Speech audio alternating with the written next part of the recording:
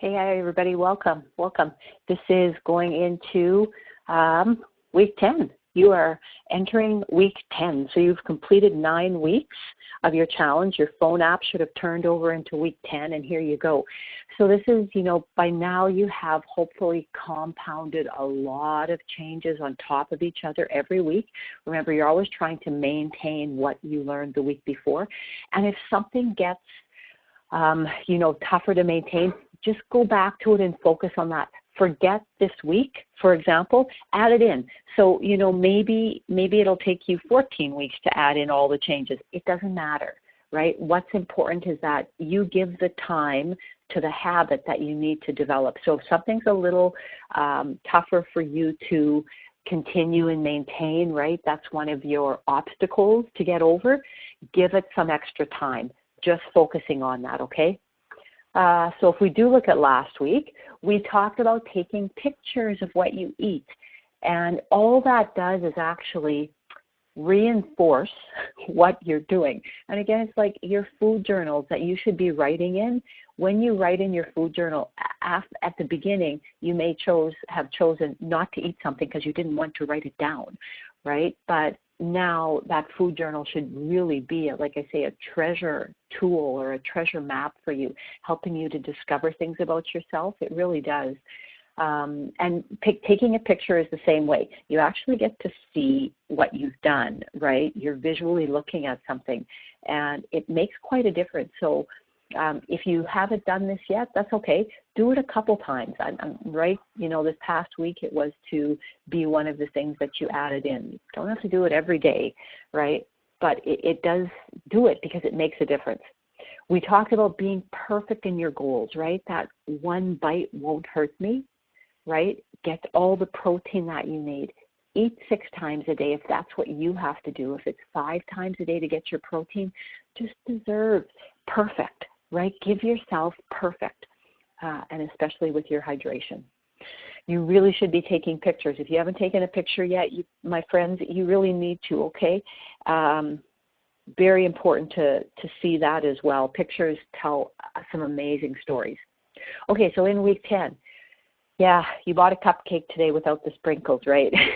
We're going to talk about eliminating excess calories, and we're actually going to talk today about fat. And so in and around that excess calories, fat's going to come into it, as well as sugar, a little bit more about that. But how do you really kind of tighten up on excess calories? And you're going to learn a little bit today about fat. So I wonder what you know about fat. You're not going to be able to talk to me, but I would ask you what are the types of fat, if you know, right? So there's saturated fats. What do we know about them? Saturated fats only come from animal products, right? So meats, cheeses, butter, milk, which again all come from animals, right? So that's where the saturated fats coming. They're also something that we've produced as human beings, not in natural form, but hydrogenated vegetable oils are also a saturated fat.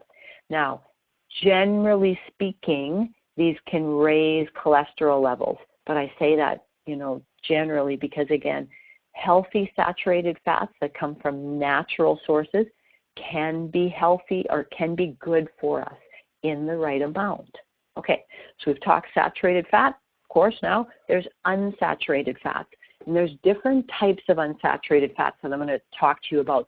So there's unsaturated, poly meaning multiple, so these are longer chains of fat, and there can be good polyunsaturated and bad or not as good for our body. I don't want to use the word bad, but and then there's monounsaturated. So when you think of mono, that chain is just a lot smaller, right? And these are good for us.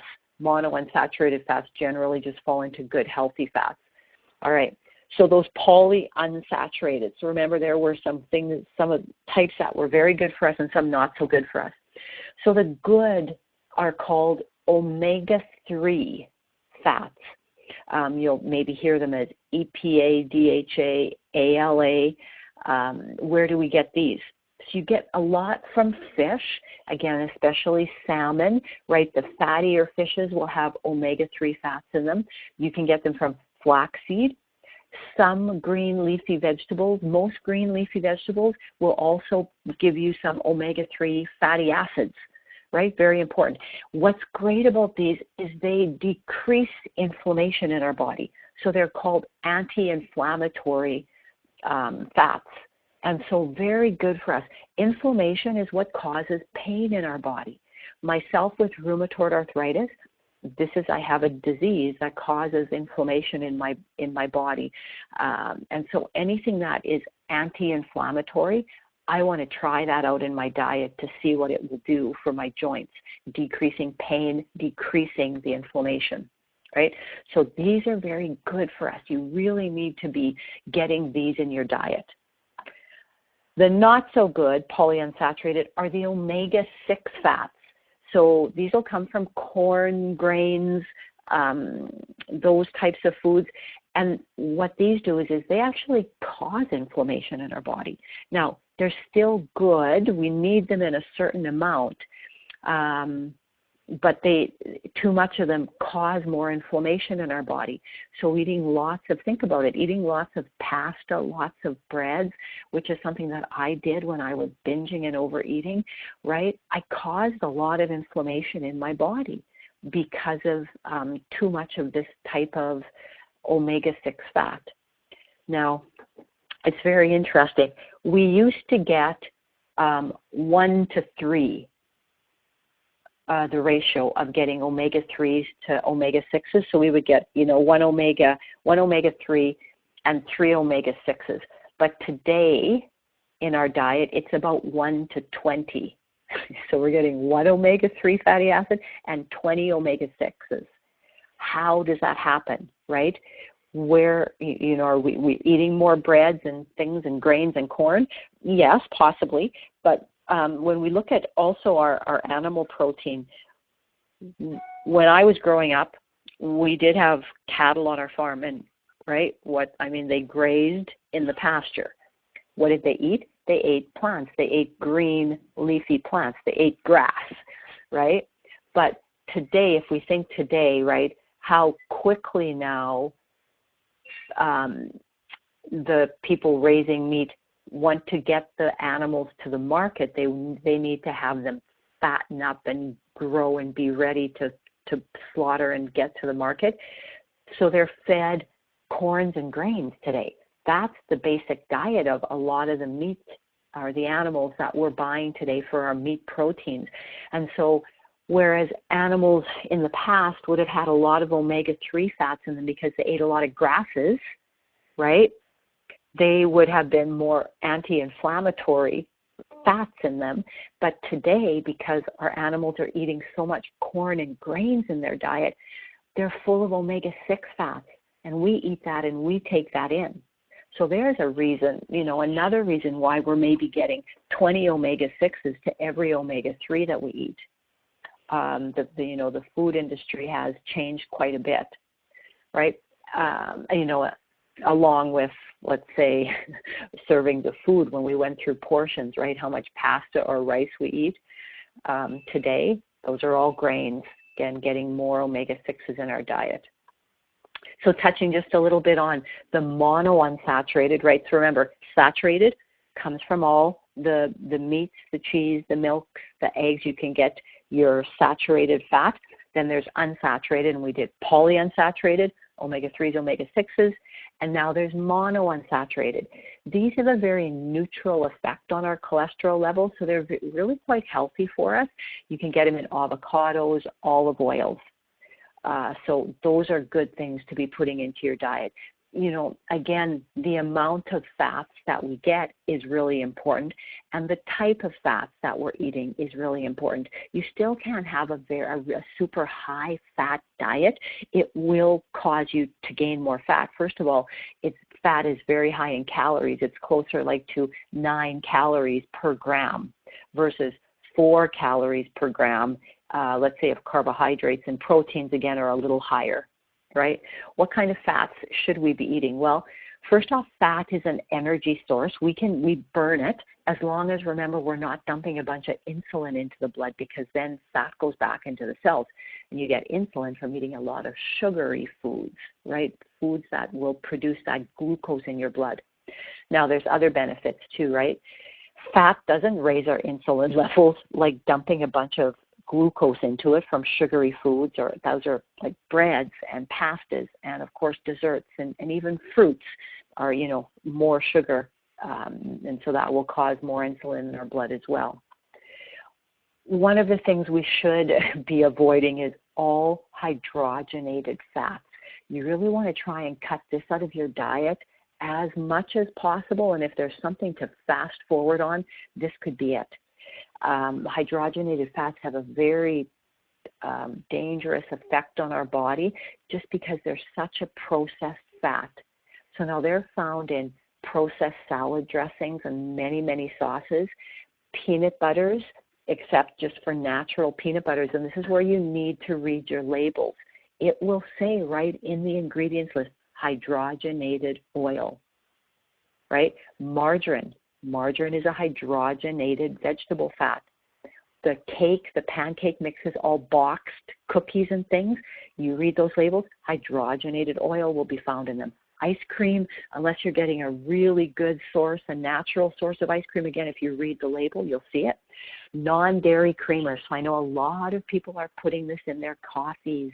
You're taking in hydrogenated vegetable fats. It would be a really good thing to cut that out. All fast food, boxed anything. If you can just start bringing home less of this, will make a huge difference for you, okay? So let's talk about then what you should be doing is eating some saturated fats. When you do eat some of the skin of the meats and the red meat, now take the margarine out, replace it with butter, right? Butter is a saturated fat, but it's natural and better for us, right? So you should eat some of this. I know for myself, it's very satiating, in meaning it cuts my appetite down. My hunger is decreased when I eat certain amounts of this, right, in moderation. And I know it's just when I can't seem to be satisfied, I probably just need a little bit more fat in my diet, right? So maybe 3 times a week you're eating a higher cut of fat, right, cut of meat with more fat in it, or you're eating some of the skin, right, on some of the meat. Eat and supplement with omega-3s. So eat fish, right? If you can eat some fatty cuts of fish, like especially salmon, and canned salmon is okay. I know lots of people always say to me, but it's so expensive to buy. Right now I'm having trouble finding wild salmon. It seems all I'm finding is more often I find farmed salmon, and I won't eat farmed salmon because that's just like our cattle today. They're fed grains. It's destroying the ratio of omega-3s in a farmed salmon, so I won't buy farmed salmon, right? But you can even supplement with omega-3s. You can buy omega-3 oils to drink. You just take a teaspoon, shove it down, or you can buy the capsules of omega-3s. And then if you can find people who now are allowing their animals to be grass-fed, like their chickens and their beef, if you can buy some of that meat, much better, much better. And the monounsaturated, right? Add a little bit of olive oil for your salad dressing with lemon juice, right? Or a balsamic vinegar. Lemon juice has less sugar than balsamic vinegar. And avocados, right? In moderation. Coconut oil. Now, coconut oil falls into a saturated fat category, but it's very healthy for us. So it's a really good thing to cook with. Butter is great. Coconut oil is great to cook with. Olive oil isn't so good. It doesn't have a high smoke point, or it doesn't heat up very well. Coconut oil, butter is a little bit better for that. So there's some really healthy fats for you. Okay, so let's talk about those excess calories and how we can work on just, again, tightening up a little bit, cleaning up a little bit our diet, right? So I hope by now you're noticing a difference in the way you're eating. I hope your palate has changed in what you want to eat, in what you're hungry for, right? I hope that has changed. We've talked about, maybe the tornado times, which is, for me when I would come home from work and it would be like, kids need something, dog needs to be walked, but supper didn't get made, so I got to make supper now. And those are just like the crazy times where I would overeat. I would make unconscious choices, right? How about at the grocery store? You noticing you're bringing home different things? Are you ordering different things in a restaurant? We're going to talk a little bit about how you can do that. One of the interesting things that I read was when I was growing up, and this is very true, grocery stores closed at 6 p.m. and you couldn't go buy food. There weren't McDonald's and a ton of these fast food places, but even if there were some of them, there was something called Hannigan's where I lived, this fast food joint, but it closed usually at 6 or even like 7 p.m. I remember if our parents would take us to the drive-in movie, well, we would stop, but we had to get there in time for it to close. There was none of this 24-hour food availability. Today, you can go out and get food 24/7. Something is open for you to buy food, right? That's crazy. And, that point, just because this has become a norm in our society, it doesn't mean we eat all the time. This is why we're overweight today. These are some of the reasons, and we just haven't educated ourselves on what this food is doing in our body. Right now, you know more. So I'm hoping this is helping you. Right? So those excess, convenience stores. They're called a convenience store because everything in there is bagged, boxed. I mean, sometimes you can buy fresh things, right? But you're probably paying a lot of money for them. Again, just because you have a convenience store open 24/7, you don't need to stop and buy food there. All right? So looking a little bit about how to cut out some excess calories. Look at this. So that orange juice has 6 1/4 teaspoons of sugar. Now, in a full glass of orange juice, how many oranges are you eating? Quite a few, right? Quite a few. And again, all the fiber has been taken out of it. All you have are the vitamins and those healthy things, but all the sugar that's left in it too. That's quite a bit. That 12-ounce can of soda, 11 1/2 teaspoons of sugar in there. And look at that, 14 3/4 teaspoons of sugar. That's a 1/4 cup. A 1/4 cup of sugar dumped into that cup, right? Wow. Who would ever think of eating a 1/4 cup of sugar? But drink it and think, because it's a drink, it's better for me than eating a bunch of food. We can cut out a lot of excess calories just by this. So making some better choices, let's say in restaurants. So right beside your potato chips or your French fries, just ask for fresh vegetables on the side. Just get the fresh vegetables, and the chewing and the crunching is going to help you, okay? If sandwiches, the heavy breads, right? You can choose a wrap, which is much lighter, but even better, use big lettuce leaves, and many places are getting more savvy and health conscious for their consumers, and they provide the inside of the sandwich in lettuce leaves for you to eat it, right? It's amazing, really good. Mustards are a great way to make things tasty. Here again it says if you skip the cheese, that's like another 100 and 120 calories, little excesses that you can cut out.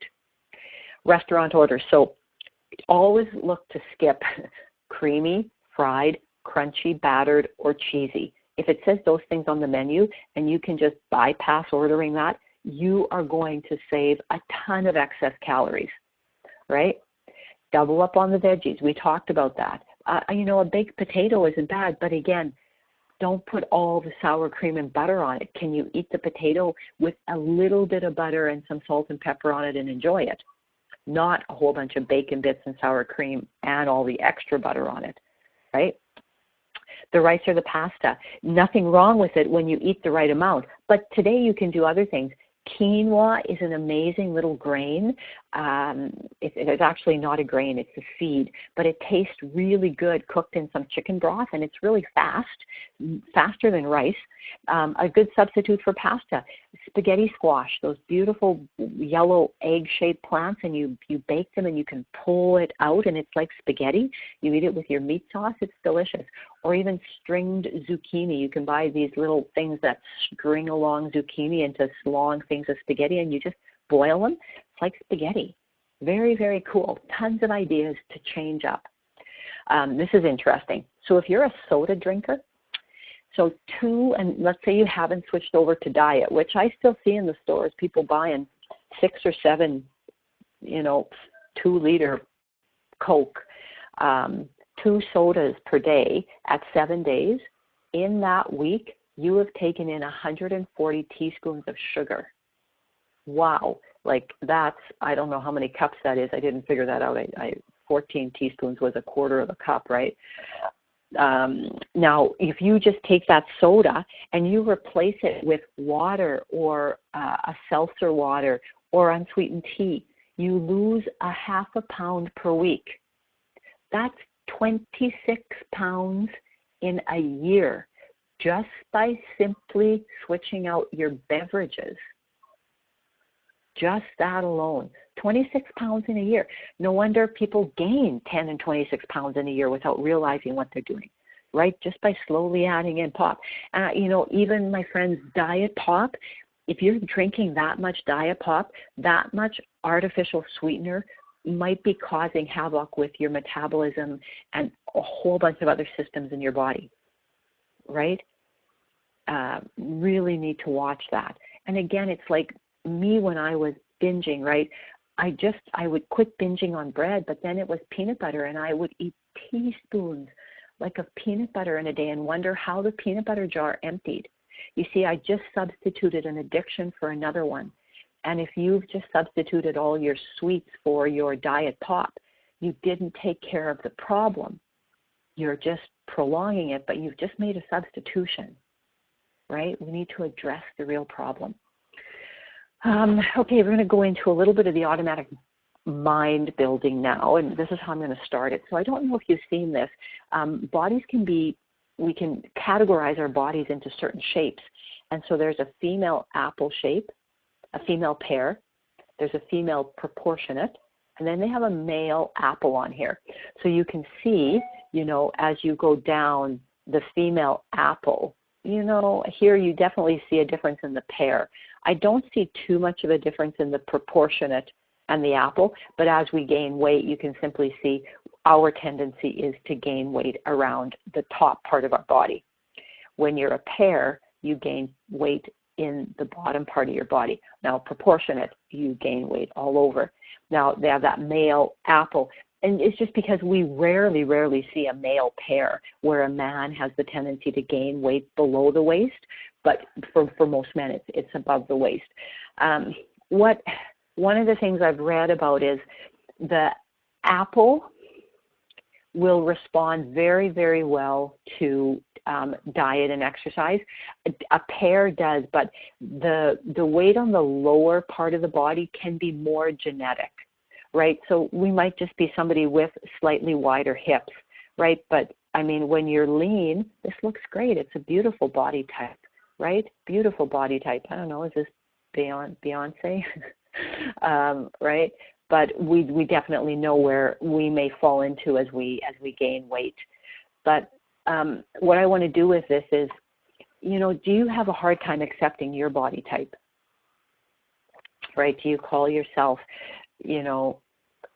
thick and chunky, right? Or do you use the excuse that I'm just strong, right, for being overweight? Like it goes both ways, right? You might excuse yourself out of being lean and fit, or you might not look super obese or overweight, but you still call yourself really overweight. It goes both ways, right? I certainly did. Here I had a very poor image of my body type, thinking that I was really super thick and chunky. I was always I had the tendency to have more muscle on my body, so I was always very strong. But I still wasn't lean like I wanted to be, but I was pretty hard on myself, right? And often when someone compliments us, do we thank them and say, yeah, I work on that, thank you? Or do we excuse it away, right? Do we, say something to not accept what that person said to us, right? Because we're being very hard on ourselves. that's probably what most of us do, right? It's very hard to say thank you, and I accept that compliment because I work very hard at it. It's a very nice thing to say, right? So this week, along with that excess calories, our automatic mind building is to watch when we're complimented and keep track of them. You can start in your food journal writing down compliments. It's going to turn into a food and a compliment journal, right? And write some things down when people say nice things to you, whether it's about your hair, your eyes, anything, what you're wearing. Thank you. When people compliment us on what we're wearing, it means it looks good on us, which sometimes we just don't accept, right? We wore something to hide something in our body because, again, we're being so hard on ourselves, right? This is a tough thing for a lot of us, and shows up in many, many areas of our life besides just maybe, about weight loss.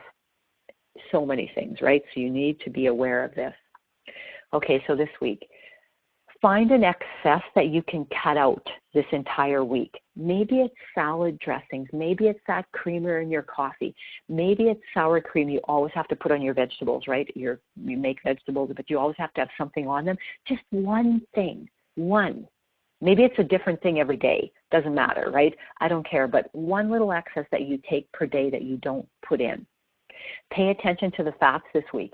If you can change one fat source, if you've got a lot of things with hydrogenated vegetable oil in, I would slowly start getting those out of your house. Slowly, like, peanut butter, unless you have nut allergies in your family. Well, everybody's got peanut butter in their house. You have to start buying just natural peanut butter, right? It'll all be gone. Believe me, before you know it, they're eating it and they're not remembering the other stuff. Because now, my son and I, if we ever have to eat the other, like peanut butter with all the hydrogenated and vegetable oil and sugar in it, it tastes like ice cream. It tastes like peanut butter ice cream to us. It's really sweet and it's got an odd texture, and that's the hydrogenated vegetable oil, right? So your palate will change. So just slowly start switching a fat. Okay, take your Facebook wall and write something on there that you're proud of accomplishing over this last, 9 weeks. You're going into week 10, right? Give yourself a compliment. Put it out there. Tell people what you've been doing and watch what happens. They'll compliment you back and it'll give you a chance to say thank you. Give you a chance to say thank you. So always remember, you can get some Nutri for free. You need to have bought your first case to be eligible for our 3 for Free program. But when you share the Automatic Body program with people, and you can just share the phone app and the free website with all the resources, later they may want to try some Nutri. But if you've given them your referral code, they're always connected to you so that if they ever do decide to buy something, it can go towards your 3 for Free. Because when you have 3 people that you have used your referral code with and they buy something, you're eligible for credits for free products. It might be a free case of energy, free case of fuel, a free case of Skinny, right? But that's pretty exciting, right? So you can get that next order free. We just have to always pay the shipping and if there are any taxes. But that's kind of nice, right? So remember that.